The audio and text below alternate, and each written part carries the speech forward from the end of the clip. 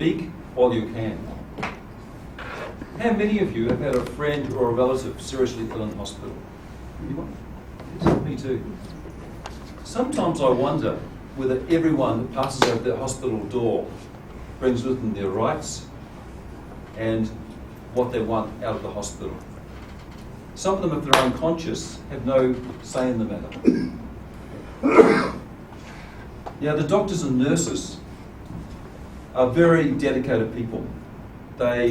It's a vocation, it's not just a job. I know we have one nurse here, and at least one doctor as well, Rob, is much more than just a job. I was very lucky to be working at St Vincent's Hospital for a short time. I was in the heart and lung transplant ward, and boy, did I learn some things there. I used to take all the people down to X-ray, or whatever sort of services they needed. And one time I was doing that, and this middle-aged gentleman in a dressing gown and slippers came up to me and he said, I've got my heart and lung operation tomorrow. He said, I'm so scared. And what do you say when someone says that to you? I thought, well, I don't know what religion he is, I don't know what he believes in. And then something came to me. I said, look, think of something you want to do after the operation. Hold on to that and let that draw you through. A few weeks later, he was walking around the ward and he was recovering as fast as anyone. Now, what that made me realise is just how fantastic modern medicine really is. To have these vital organs replaced and then another chance at life. Isn't that amazing? Now, I had my last night. Well, actually, I missed out a little bit, sorry. He turned around when I told him that information, and I said, just hold on to something and believe in it. And he turned to me with a big smile on his face, and he said, I don't know if my wife would approve. I still don't know what it was he was thinking of, but approve. Anyway, now, I stayed on there for a while, but it was my last night. I've been there for about a year at the hospital. It's my very last night, and it was 10 o'clock when I was meant to knock off at St Vincent's. I made lots of friends there, and it was a good place to work in. But an old lady had moved into room number 3, and she wasn't a heart-lung patient. I think it was just that she needed space, and she was near the end.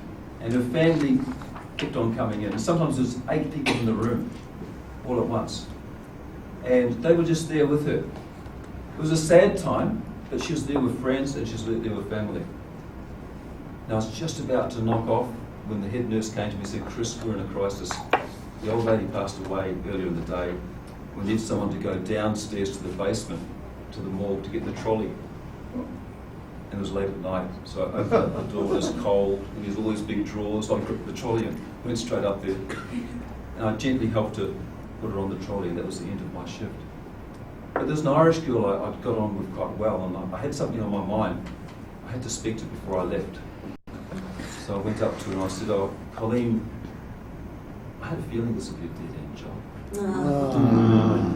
Now, the thing is, that situation, I bring that up because there was a situation where the family had decided not to have lots of extra treatment. They wanted their dear one to sort of go in dignity, and she did that. She had friends around, and she went in her own time. It was a sad time, but it was a meaningful time. Now, life isn't always like that. My old landlady is 88 years old. She had a birthday, and so I said, I'll take you to the theatre, the next play that's on. And it happened to be a play by David Williamson about an ICU unit, intensive care unit, and someone passing away. And I said, you may not like this, doesn't matter, I'll see it. Her car had broken down, and it was 400 metres to the theatre. And I said, well, can you make it? She said, yeah, I can make it. So I took one arm, and she nearly didn't make it. She was all dizzy and going to one side, and her walking stick was like it's trying to strike stray cats or something. I was very worried. I actually called for a wheelchair from the theatre because I didn't think she could make the last 100 metres. But she did make it. And I was imagining in the paper the next day, sort of saying, play, great success, true life experience, resuscitation on the stage. Thankfully, it didn't happen.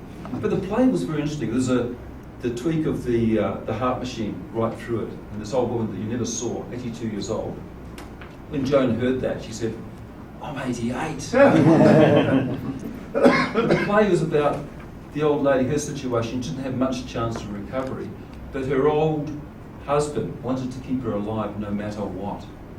He wanted to keep her there. And the whole play was about the dynamic of the family trying to persuade him that maybe it was a cruel thing to do. And so they discussed all the issues. One of the facts that came out, which I found very interesting, was that 3/4 of the cost of our medical care is incurred in the last 6 months of our lives. 40% of the cost is incurred in the last month of our lives. Now, my issue today is we should be able to have a say in what happens there. And that there is a thing called an agreement. You can actually sort of, you can dictate how you want to be treated if you're in a situation where you can't communicate. And that is being promoted around now. Some people might get this confused with euthanasia. I'm not talking about that. Euthanasia is quite different. This is a choice to make a person more comfortable. It's called double, I forget the name of it now, double effect. The double effect, and that's lawful, is to make a person comfortable. As a result of that, they might die a little bit earlier, but that's not the reason for making them comfortable. The thing is that they have a dignified passing. Now, what I advocate is that people talk to friends and family about this scenario, especially with the old people in the family, also even just for yourselves. So if you have a situation where you can actually know what the person would have wanted, it makes it much easier on the family, rather than giving the ultimatum, should we turn off the machine or not? What a terrible thing. Now, I learned a lot out of this. It was a difficult subject. I didn't know whether I should talk about it or not, but I think it is worth talking about. And I think that it would lead to people leading more fulfilled lives and people sort of getting what they want at the end of their life. I think it's a very, very important subject to talk about. Now, I'd just like to open it up a little bit. Does anyone have any opinions on this themselves? You mean right at the end they can say, here's the expensive treatment, or you can take the money? That'll be very, very good. Yes. No, is anyone? No? Okay, that's it for my talk, ladies and gentlemen.